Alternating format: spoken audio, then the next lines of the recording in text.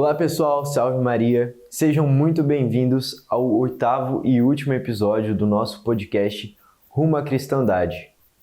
Meu nome é Pedro, eu sou membro do Centro Anchieta e hoje nós estamos recebendo aqui o professor Matheus. Seja muito bem-vindo, professor. Obrigado Pedro. Boa tarde a todos que nos acompanham aí através das redes sociais. É um prazer poder estar aqui com vocês. Me apresentando, eu sou o Matheus. Eu sou formado em Geografia, sou especialista em logoterapia, análise existencial, sou estudante de Psicologia, estou iniciando agora a graduação em Psicologia e sou professor.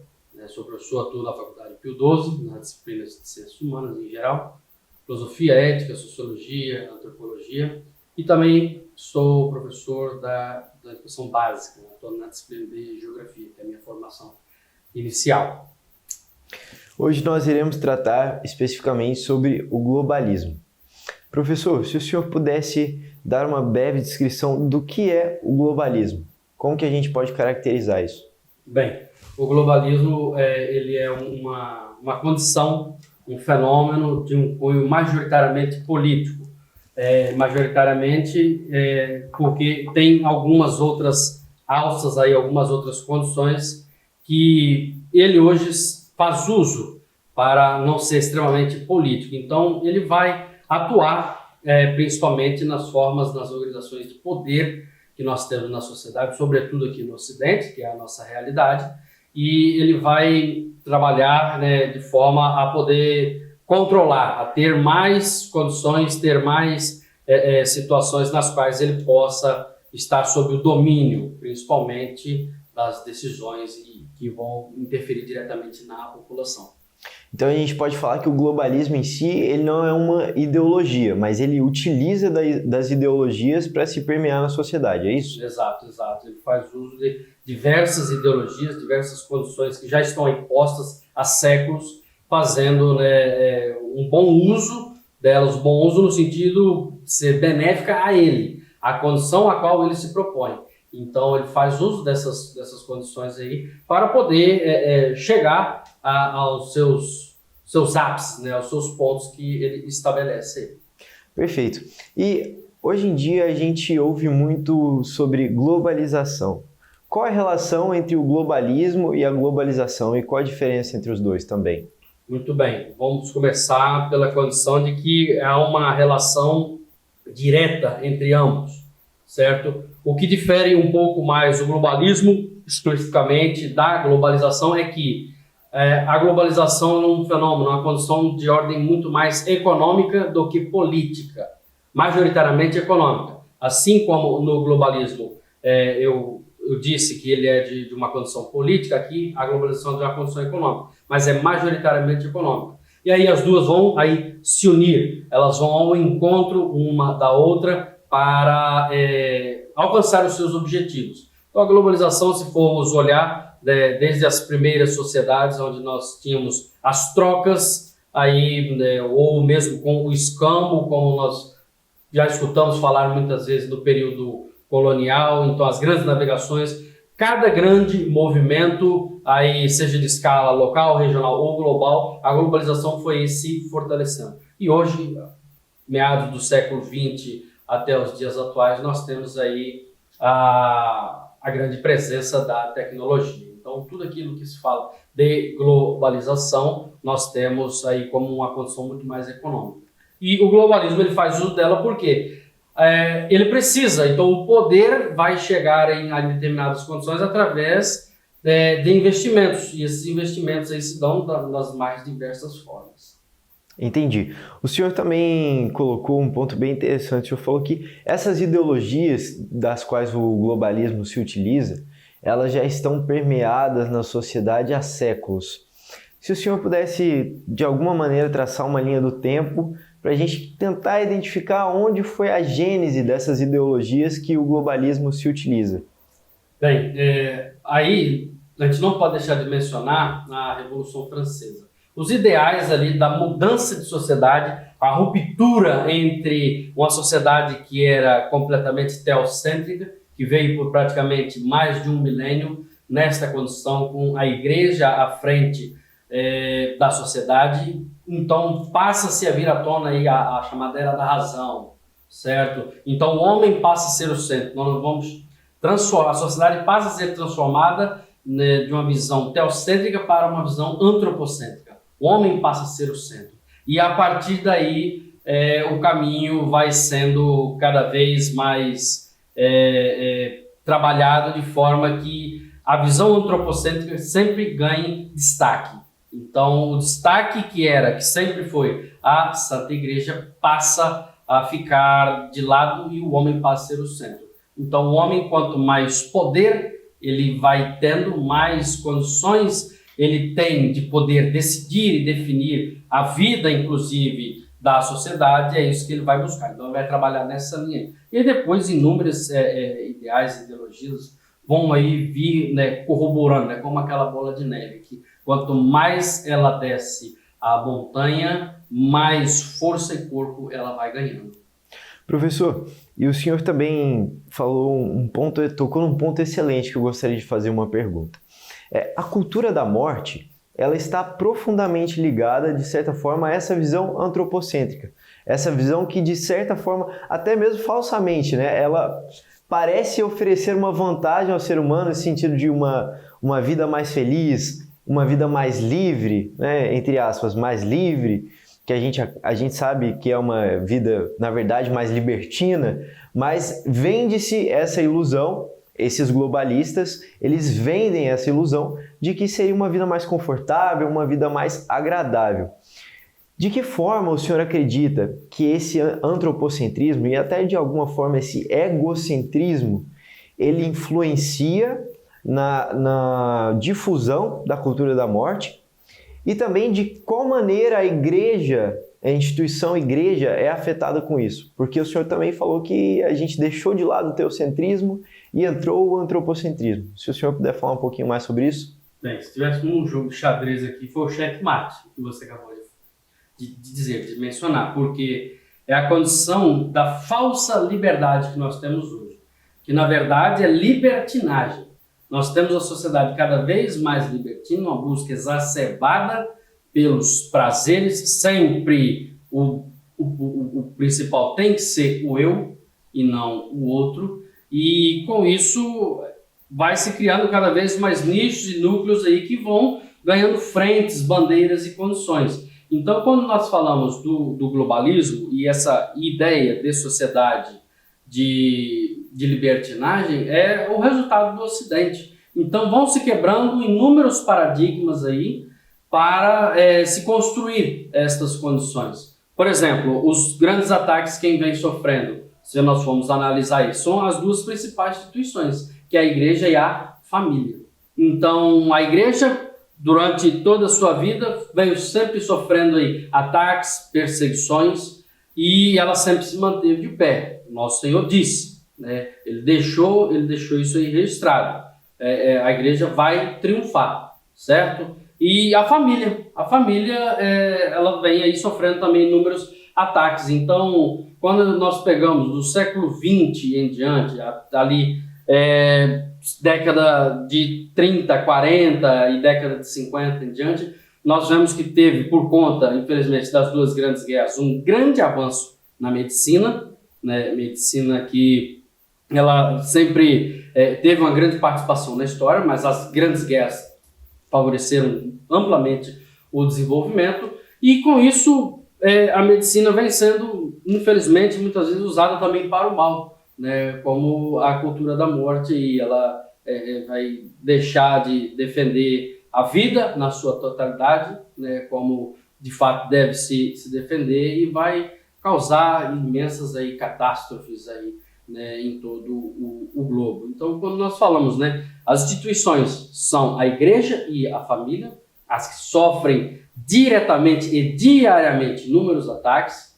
Né, quando a gente pega o Ocidente europeu, a França, por exemplo, né, palco de grandes movimentos ao longo da história aí, muitos deles um tanto quanto infelizes, né, as igrejas hoje lá, quantos ataques estão sofrendo, né, uma onda em massa, destruição, né, incêndios, tudo isso aí, atentados terroristas, A família, então, nem se fala, quando se fala das mídias sociais, a globalização que deveria ser bem utilizada, né, fazer-se um bom uso das condições nas quais nós temos, cada vez mais as redes sociais, as mídias sociais estão aí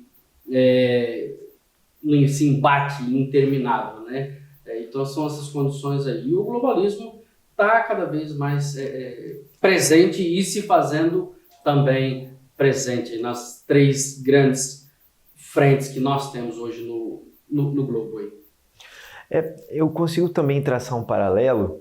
Eu lembro muito bem de uma aula do COF, do curso online de filosofia, que o professor Olavo, ele chama de superestrutura, né? E ele acaba classificando inclusive a classe política abaixo, como se fosse uma estrutura abaixo mesmo das pessoas que comandam, entre aspas, o mundo, das pessoas que de fato detêm influência.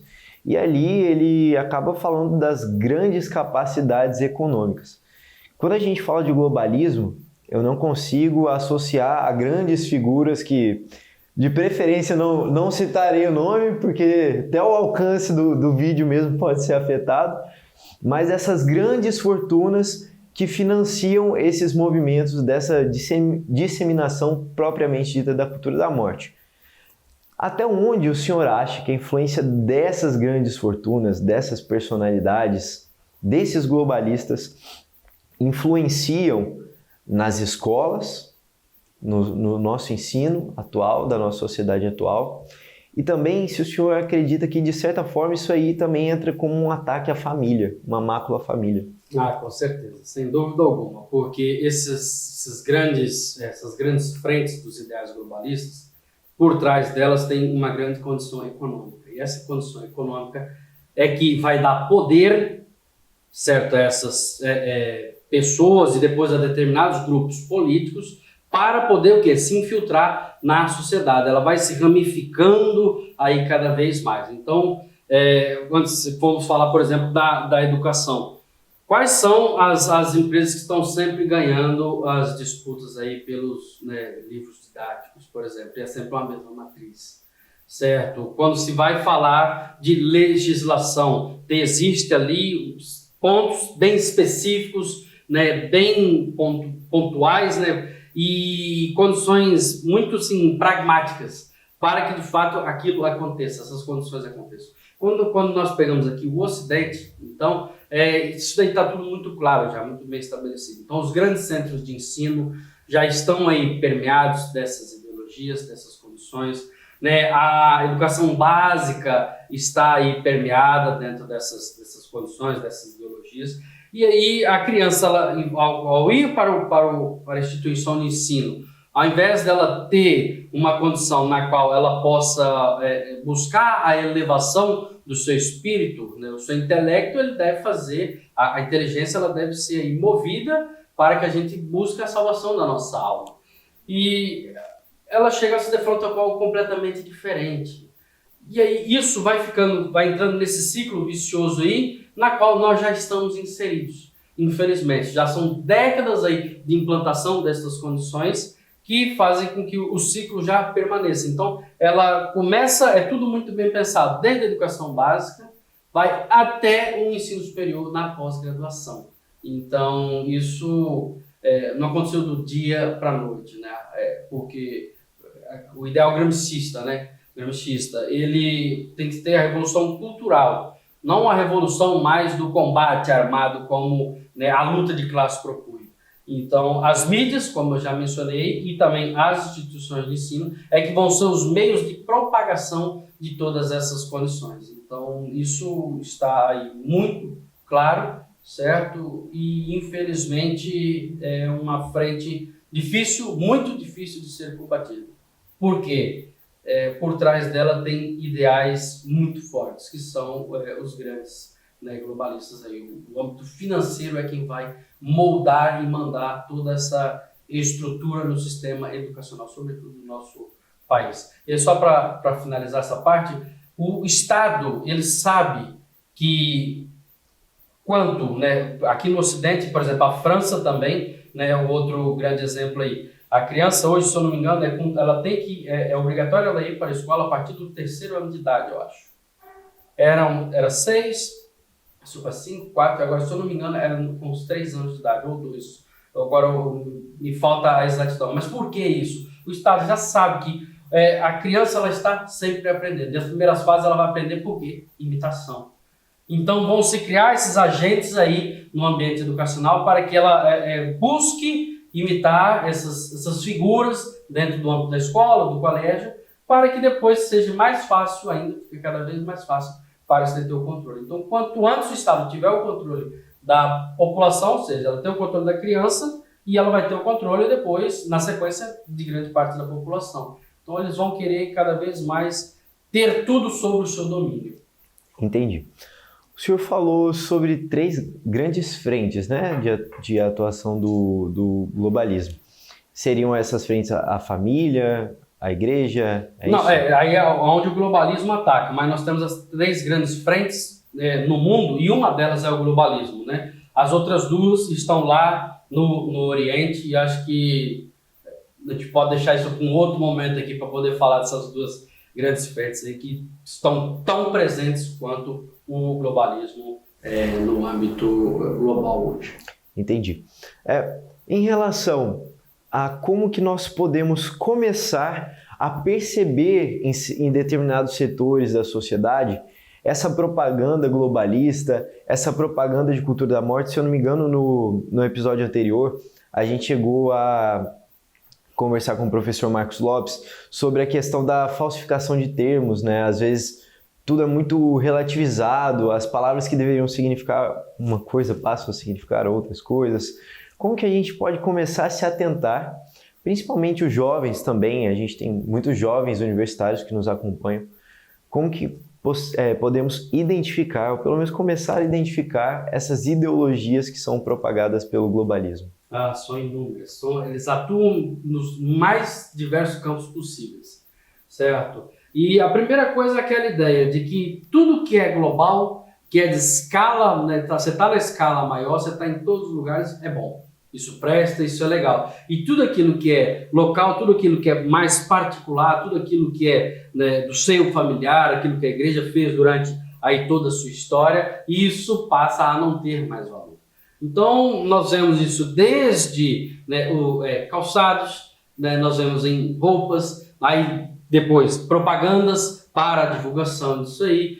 Um grande exemplo hoje no nosso território nacional, as placas dos automóveis, certo? Você unifica tudo, você deixa tudo no âmbito mais geral, aí fica aquela coisa uniforme, aí você pensa que é bonito, mas espera aí, os valores, as pequenas coisas que nós precisamos de fato nos atentar, dar valor, né, e hoje a gente tem batalhado tanto para preservar, isso acaba sendo deixado de lado. Então nós vemos, né, principalmente quando a gente vai falar de mídias sociais, a TV aberta, né? A TV aberta hoje assim, tá, mas ela não chegou hoje, assim, né? Já tem algumas décadas aí, mas tá, a última década principalmente é um verdadeiro escândalo, né? Quem acompanha a TV aberta aí já nem percebe isso mais. Então, eu como já faz alguns anos, né, quase praticamente uma década aí que eu não assisto televisão, então hoje quando você vai na casa de alguém, você vai fazer uma visita, você vê a televisão ligada, e você pensa, não precisa nem de olhar, às vezes olhar você já nem consegue, então degenerado que estão as condições, mas só do que a gente ouve aí, então essa condição chamada mídia popular, tradicional aí, ela atua imensamente, que é a camada, infelizmente, mais afetada, porque é aquela que vai ter um pouco menos de acesso ainda. Então, ela vai sendo aí cada vez mais estruturada para isso. Então, vai na escola, vai na mídia, no transporte, no outdoor, na corrente que recebe no WhatsApp, na impulsão de tal propaganda que o Twitter ou outra rede social aí acaba colocando. Então, você vê que as coisas vão sempre convergindo para o mesmo ponto, certo? Então, ele está cada vez mais presente e com cada vez mais controle. Às vezes até, né, um algoritmo que ele inocentemente favorece determinada ideologia, determinada postagem, enfim. Realmente parece que tudo está cooptado, como o senhor falou, converge para o mesmo ponto. E A igreja, tratando especificamente agora dessa instituição, que foi uma das duas que o senhor citou, que são as mais atacadas. Como o senhor vê a importância, o papel hoje da igreja, principalmente desses novos centros de cultura que têm surgido, desses grupos de estudo, e em especial da doutrina social da igreja, que muitas vezes é deixada de lado? Como o senhor entende que isso pode nos ajudar nesse combate contra o globalismo? É fundamental, fundamental. Isso não só deve permanecer, quanto em algumas outras ocasiões ou então lugares deve ser criado. Isso tem que ser intensificado, sim, esse trabalho. O trabalho que o centro faz, por exemplo, é fundamental. Então você coloca isso aí numa condição para que o público, que muitas vezes é esse público que já está nesse ciclo vicioso, ele vai ter às vezes um insight, e a partir disso ele vai conseguir enxergar de fato o mundo como está, e não como eles querem, né, os globalistas querem que ele seja visto. Então isso é fundamental. Então a igreja tem que ajudar, ela tem que se colocar à disposição, ela tem que oferecer condições para que esses grupos de estudo, essas reuniões, tudo isso aí seja mais divulgado. Porque, às vezes, como eu acabei de mencionar, num simples podcast ou numa simples live, que às vezes pessoas aí que já sentem algum incômodo, às vezes, vê que não está de fato como deveria, por uma simples ordem natural das coisas, né? Então era exatamente isso que me faltava. Às vezes é a luz no fim do túnel que vai iluminar, vai guiar esse caminho aí. Então é fundamental. Então, para falar da instituição da igreja, ela tem que favorecer mais essas condições aí para a divulgação do bem, certo? Porque a igreja ela quer isso, a busca pelo bem comum. Então, se ela favorecer isso aí, a gente consegue restaurar a sociedade e trazer à tona novamente os valores que em grande parte foram corrompidos, ou até apresentar valores, porque nós estamos numa condição de uma sociedade tão degenerada que às vezes tem valores que nem foram apresentados. É até triste dizer isso, mas é uma realidade, porque tem valores que você vai, às vezes, diante de tal situação, você quer tomar uma posição, quer tomar alguma decisão, mas às vezes você se vê na condição de impedimento porque aquele grupo, aquelas pessoas ou aquela pessoa ainda nem teve contato com isso. Então, eu acho que isso é fundamental, a igreja dar apoio, patrocinar, não só falando financeiro, patrocinar de fato, apoiar, estar junto, ir a esta luta, a esta causa, porque é a busca pelo bem comum. O senhor comentou, né, às vezes as pessoas não tiveram nem acesso, nem conhecimento a esses valores, e também fico pensando, às vezes esses valores eles chegam de maneira perversa, né, para a pessoa, completamente disformes, a pessoa não sabe nem muito bem definir o que é. E essa busca pela verdade, pelo equilíbrio que o senhor falou, que traz o bem comum, né? Com certeza a doutrina social da igreja é extensa, vasta e rica em tudo isso que a gente está falando. E aí, aproveitando também para agora perguntar sobre essa outra instituição que é atacada, que é a família. Como o senhor acredita que a família ela pode começar a se organizar? Porque agora nós vemos, né, muitos movimentos de pessoas se interessando novamente pelo homeschooling, por educação dos filhos, por educação através das virtudes, ensinar as virtudes. Como o senhor acha que a família realmente pode se estruturar para cortar esses males que são divulgados em todos os lugares, todos os ambientes pelo globalismo? Bem, é fundamental que essa família ela tenha em primeiro lugar, uma grande frequência com os sacramentos, né? Então, porque ela é tão de frequência com os sacramentos, como eu já disse, a criança ela começa a aprender por imitação. Então, quanto mais ela vai à igreja, mais ela frequenta o sacramento, ela diretamente, por isso dizer indiretamente, ela está mostrando, ela diretamente está mostrando o caminho àquelas pessoas que chegarão à vida adulta. E aí, quanto antes ela começa a ter esse acesso, mais ela consegue consolidar aí sim as virtudes.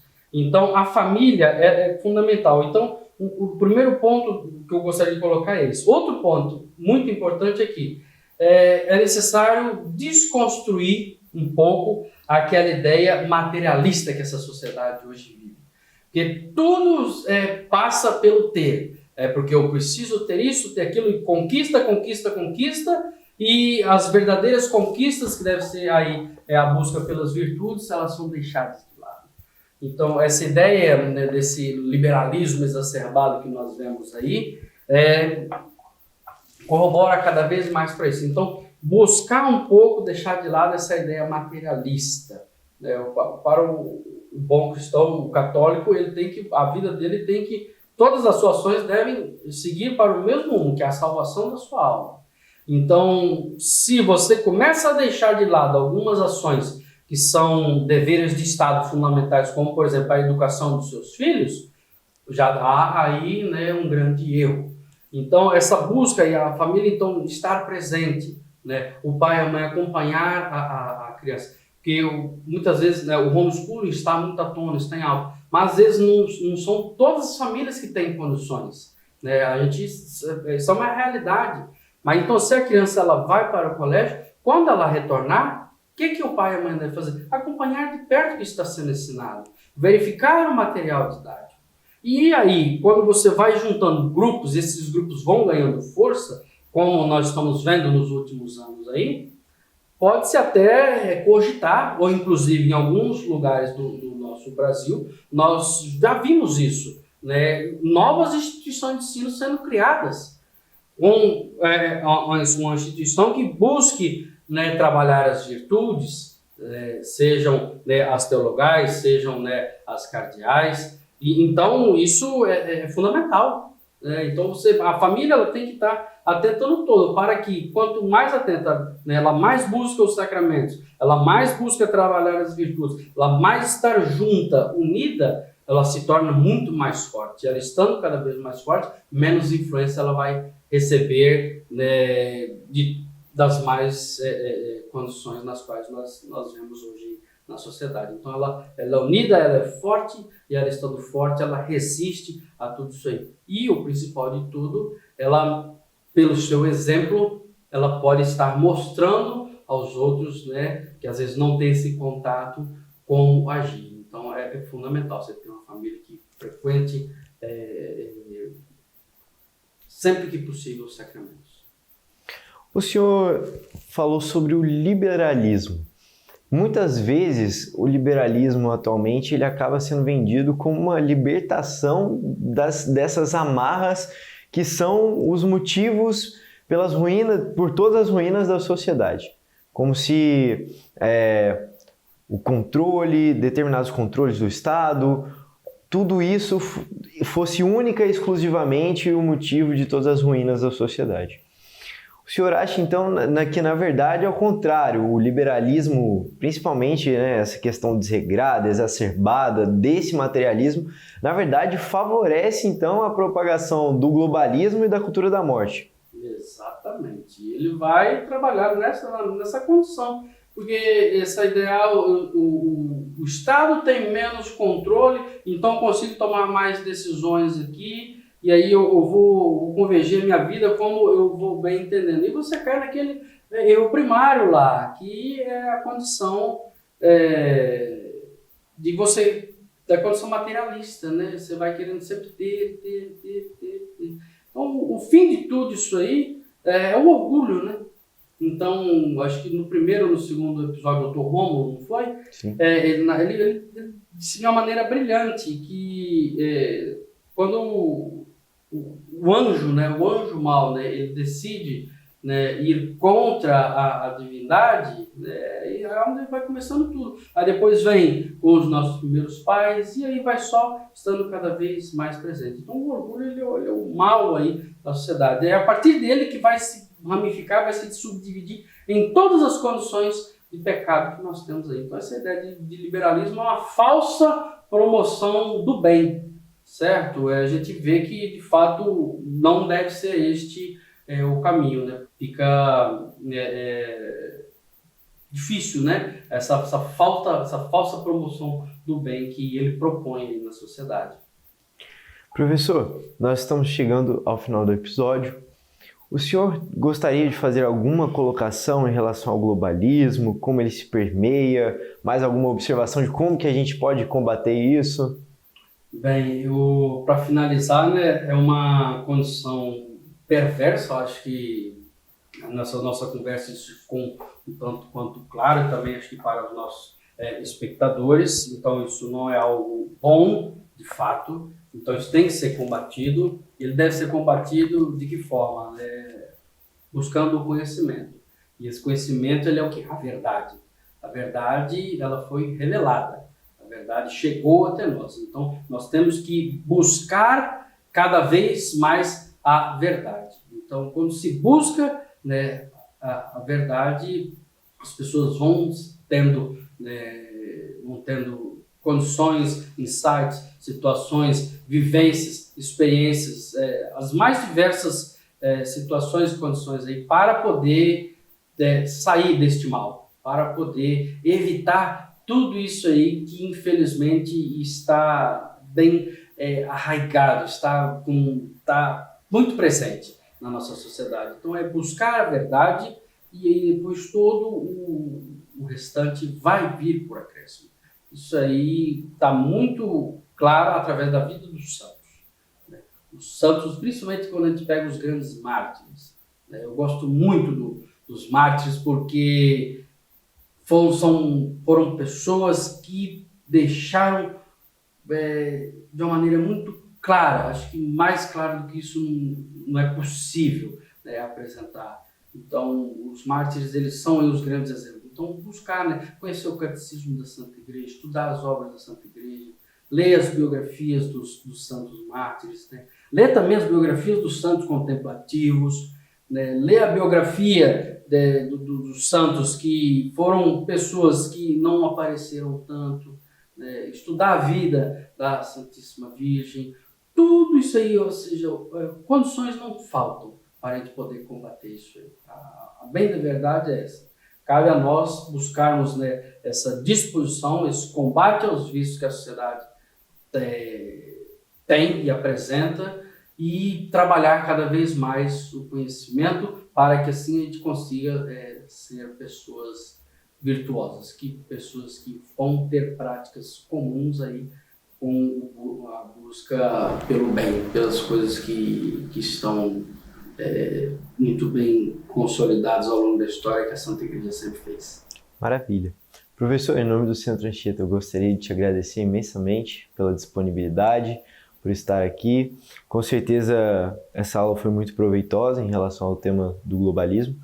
Tema muito importante ser abordado, principalmente dentro desse contexto da cultura da morte, da doutrina social da igreja e as coisas que a atacam diretamente. Então, muito obrigado, professor. Seja sempre bem-vindo aqui. E, pessoal, continue acompanhando as nossas redes sociais, porque em breve nós teremos novidades. Até mais, salve Maria e viva Cristo Rei!